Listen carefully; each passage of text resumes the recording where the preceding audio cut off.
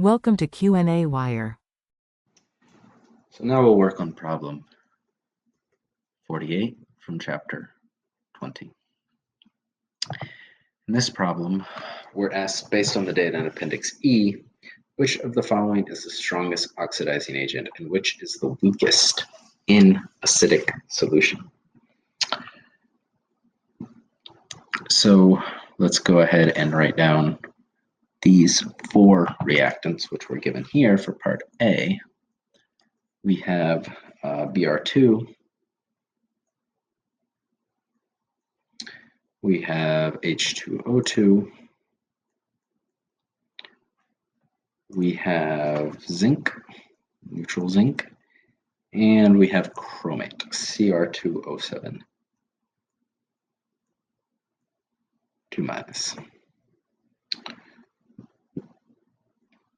So the bromine, we can look in Appendix E to get these reduction potentials, or the appropriate reduction potentials. So here for bromine 2 is positive 1.07. For H2O2 is positive 1.78. For zinc, the reduction potential which we're looking for is of the cation, since zinc, neutral zinc will not be reduced. And for chromate is the reduction potential for this one is 1.33.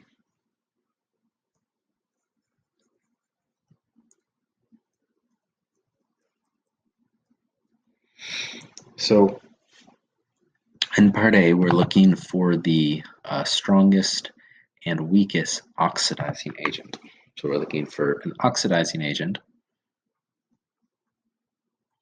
which means we want to see the sample which will be reduced. So the highest reduction potential should correspond to the strongest oxidizer, and we see that to be the case. H2O2 has the highest reduction potential, so it will be the strongest oxidizer.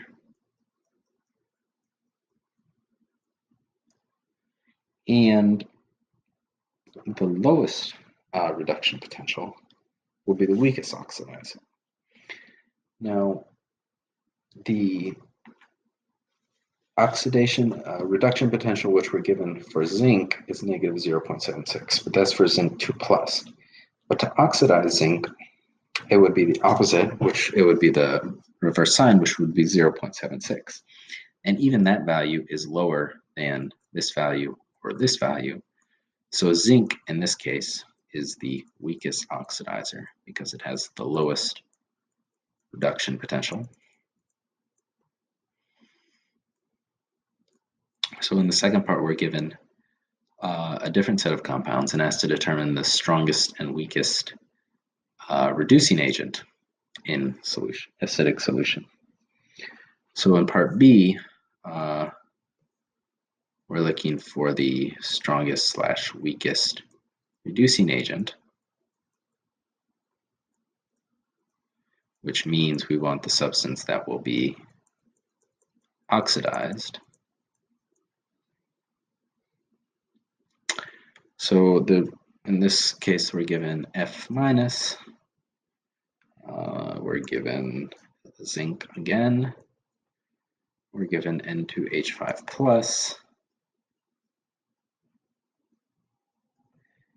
we're given I2, and NO. So the reduction potential which we have for fluorine is for F2, since that's the species that will be reduced, and we get positive 2.87. For zinc, the reduction potential which we have is for zinc 2+ again. And that gives a value of negative 0.76. For N2H5 plus, we're looking at a value of the reduction of N2, which is equal to negative 0.23. For I2, we're looking at the reduction of iodate, IO3 minus, and that's a value of plus 1.20.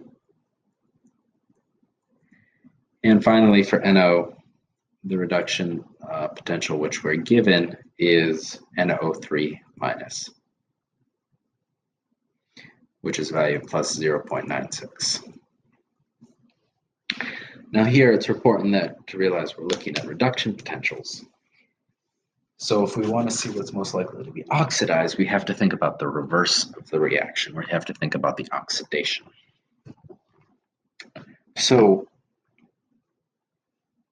the highest, the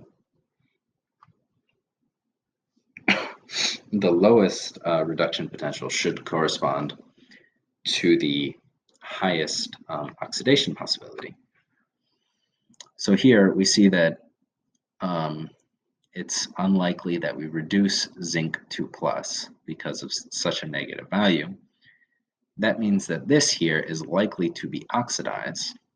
So since it's the lowest reduction potential, that means it's the strongest oxidant, or strongest reductant. It's the most likely to be oxidized. So to find the weakest reductant, we need to look for the highest, the lowest, we could say the highest oxidation potential or the lowest reduction potential. So the lowest reduction potential, if we're thinking about it, we would have to say is this one here. Well, it's the highest reduction potential. But if we're thinking about the reduction of F2 that's producing F minus, which is a very spontaneous reaction based on this high potential of 2.87. So if we want to oxidize F minus, that means we'd have to cross a potential of negative 2.87, which is unlikely. So that makes it the weakest oxidant.